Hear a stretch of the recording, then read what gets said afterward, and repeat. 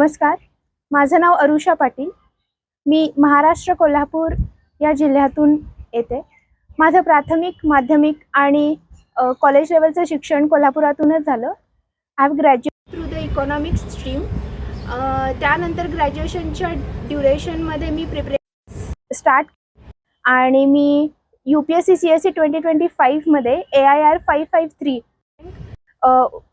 घेतलेली आहे आणि हा माझा जवळपास चौथा अटेम्प्ट होता। यामध्ये तिसरी मेन्स आणि सेकंड इंटरव्ह्यू होता। स्ट्रेंथ आहेत, विकनेसेस आहेत ते आधी ओळखू आणि मग जेव्हा आपण एक अटेम्प्ट देणार आहे, फर्स्ट अटेम्प्ट देणार आहे, जो की मी 2022 ला दिला, त्याआधी मी एक वर्ष दिल्लीतून एक कोचिंग केलं होतं विजन IAS नावाचं।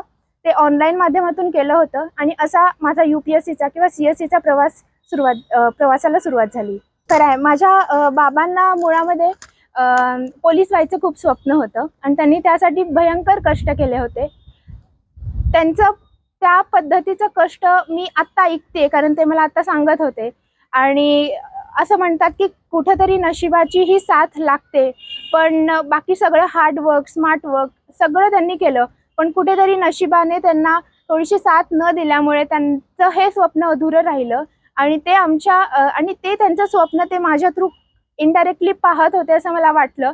आणि आपण यामध्ये एकदा डिसिजन घेतलेला आहे तर तो झोकून देऊन करू, जेणेकरून माझ्या आईबाबांचं स्वप्नही मी पूर्ण करेन असं मला वाटलं। त्यामुळं मला त्याचं एक जास्त प्रेरणा आणि बूस्ट मिळालं। मी इतकंच सांगेन की जर ठरवलं ना एखादी गोष्ट तर ती करू शकतो आपण, फक्त त्याला गरज असते ती प्रबळ इच्छाशक्तीची, त्याचबरोबर मार्गदर्शनाची। आणि आजच्या 21व्या शतकात आपल्याला टेक्नॉलॉजीचं एक वरदान प्राप्त झालेलं आहे। फॉर एक्झाम्पल YouTube, यावरती अनेक विद्यार्थी, अनेक स्पर्धा परीक्षेचा अभ्यास करणारे ॲस्पिरंट्स, फ्री इनिशिएटिव्स भरपूर आहेत कोचिंगचे, त्या माध्यमातूनही सेल्फ स्टडी करू शकतात।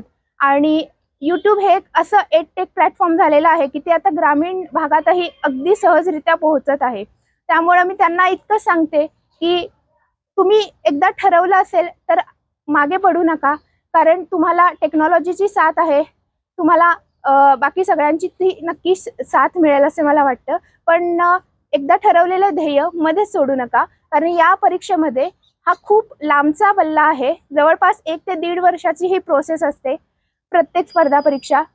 स्पेसिफिकली म्हणायला गेलं तर UPSC, त्यामध्ये कन्सिस्टन्सी आणि हार्डवर्क करणं खूप गरजेचं असतं आणि त्यासाठी आपली इंटरनली मोटिवेशन असणं खूप गरजेचं असतं। आणि मला वाटतं की ते सगळेजण करू शकतात, कारण जे आपलं ध्येय साध्य करण्याची इच्छाशक्ती बाळगू शकतात ते काहीही करू शकतात। मुळात मला स्पोर्ट्सची आवड असल्यामुळं माझं एक ध्येय होतं की गोल टोपी घालायची। गोल टोपी म्हणजे पोलीस क्षेत्रातील गोल टोपी, PSI असू दे किंवा साधं कॉन्स्टेबल असू दे, त्या ह्याच्यातून आपण वरती जावं असं पहिल्यापासून मला वाटत होतं। त्या दृष्टीने माझे प्रयत्न पण असायचे। कर्मवीर विद्यालयात माझं शिक्षण झालं, माध्यमिक शिक्षण मी कर्मवीर गौरव पाटील इथून घेतलं। कॉलेज इस्लामपूरला YC कॉलेजला होतो, पण त्यावेळीसुद्धा मी स्पोर्ट्समध्ये बऱ्यापैकी मी फिटनेस आणि हे सगळं सांभाळून गुजरात, वलसाड, नागपूर पोलीस, पुणे ग्रामीण पोलीस ह्या प्रत्येक इव्हेंटमध्ये, फिजिकलमध्ये पूर्ण मी 1 ते 5 या रँकमध्ये मी प्रत्येक वेळेला, प्रत्येक भरतीला मी बसायचो। पण मला यश येत नव्हतं। काय येत नव्हतं? त्या बाकीच्या गोष्टी आता त्या मॅटर असतील, अजिबात मला त्या यश आलं नाही। मग विचार केला, अरे बाबा आपण तर हे यश मिळवू शकलो नाही, तर आपल्या मुलांना तर आपण त्या पद्धतीनं मार्गदर्शन करू। मी दोघांनीही त्या पद्धतीनं तिच्या पाठीमागं 2021 पासून तिच्या पाठीमागं लागलो। NCERTचं पूर्ण सिलेबस तिनं ती चाळली, अभ्यास केली, त्याच्यावरती स्वतः काय करायला पाहिजे काय नाही।